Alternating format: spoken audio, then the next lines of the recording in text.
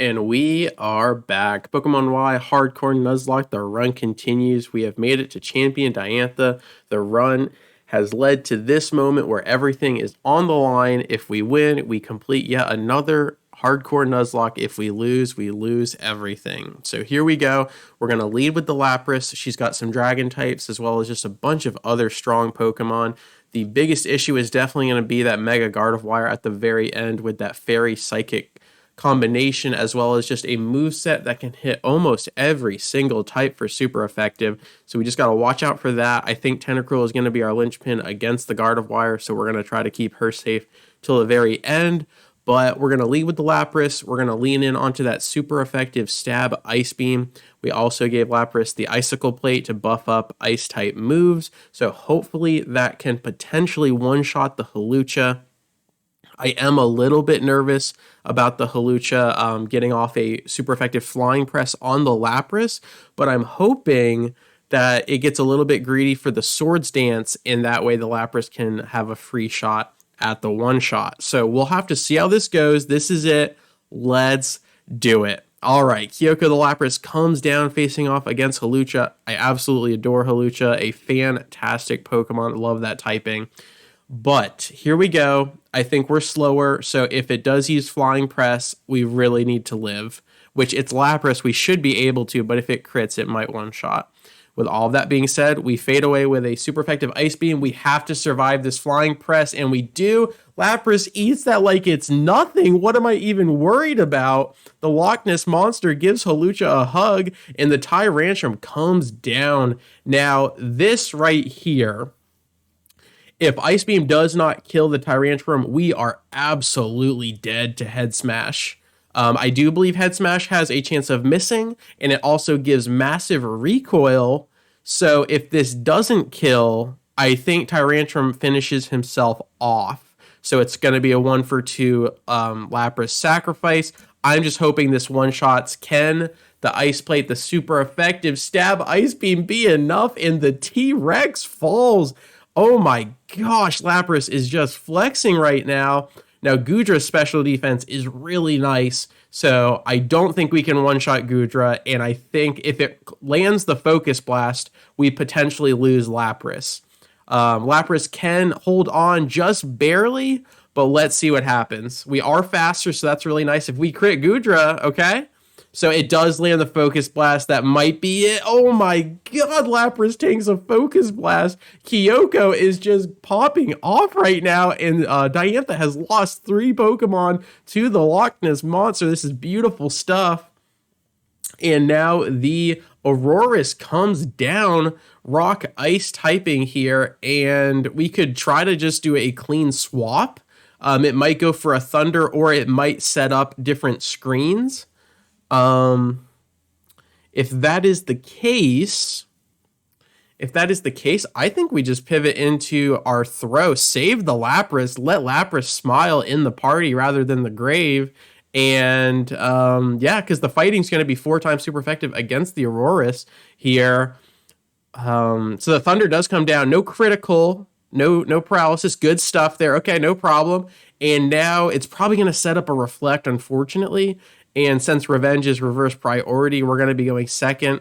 We'll probably go second anyway. But let's just get the Revenge. This is going to be 4 times super effective, but now it's going to be cut in half. On top of that, Aurorus didn't hit us first, so it didn't do the double damage. But we can still 2-shot. That's no problem. And we dodged the Blizzard, so they're just going to have to work around that Reflect. But really good stuff. A fantastic fight so far. And the Gourgeist comes down.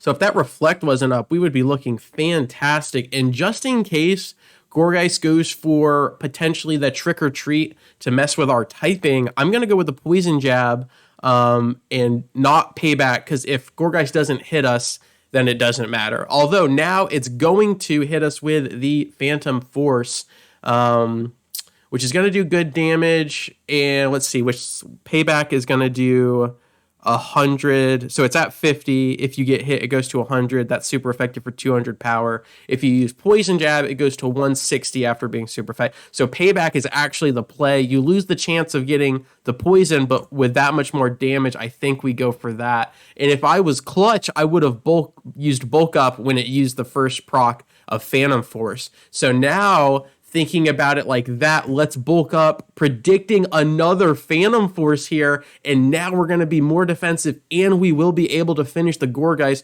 from that range, especially since the Reflect is down. So barring a critical hit here, I think Throw clutches this. Barring a critical hit, absolutely, that bulk up, keeping us safe. The Rocky Helmet chip on top, and the Phantom Force from downtown. The Payback from downtown, and Gardevoir. This is it. This is the last Pokemon. Another ridiculous championship fight here. Cynthia went down to the Gyarados, and now Diantha is struggling to keep up, and I do believe we are dead here. I think Throw is just going to eat this, because if we start swapping around into the Mega Gardevoir, I think it's going to get a little bit tipsy. But if for some reason Throw doesn't die, which he should because he's slower, then we are probably going to one-shot with the Poison Jab. Yep, so the Moonblast comes down. That is just good night, Sally.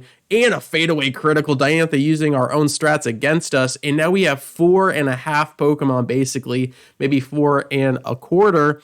But I do believe we just cut the mumbo jumbo in between and send out the Tentacruel, who is faster and has a super effective Poison Jab to really pop off on the Gardevoir. Now, if this survives, we're going to be in trouble because it's going to respond with a super effective Psychic, but I'm wagering everything on the Tentacruel.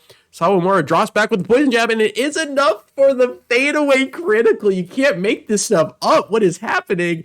Absolutely ridiculous. I feel like 80% of my my last moves on the champion is a fadeaway crit. Just absolutely ridiculous. Well done. We have secured yet another game with a hardcore Nuzlocke, and as far as Gen 6 goes, the only game left is going to be Alpha Sapphire. So I think we have one game. We have Pokemon Ruby from Gen 3. We have Pokemon Diamond from Gen 4, and then we have Pokemon White, as well as Black 2 from Gen 5, and then Alpha Sapphire from Gen 6. And those are all of the main story games left to tackle with a hardcore Nuzlocke, and then potentially still wanting to branch out into the Gen 7 with Sun and Moon and such, but I also have plans for doing monolocks. Like, let's see if we can beat Leaf Green with only poison types. I think that will open the door to using a lot of Pokemon that I have never been able to use before, and I think that'll make it a lot more challenging since you don't have all of the counters for all of the gyms. And then the Elite Four especially is going to be super interesting since you're stuck with one type, and it's just going to really put you in a lot of difficult situations, which is so fun and challenging. So that will do it. We have completed the Pokemon Y Hardcore Nuzlocke, and as always, thank you so much for your time. I really do appreciate it, and I will catch you on the flip. Peace.